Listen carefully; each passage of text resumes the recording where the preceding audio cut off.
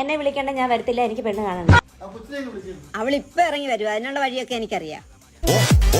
പാട്ട്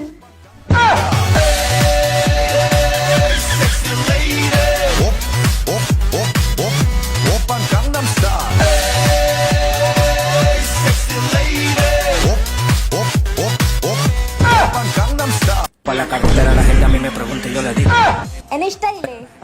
എങ്കിൽ നമുക്ക് റോഡിൽ നിന്നൊരു ഡാൻസ് കളിക്കാം. റോഡിലോ? വരാനാ പറഞ്ഞേ.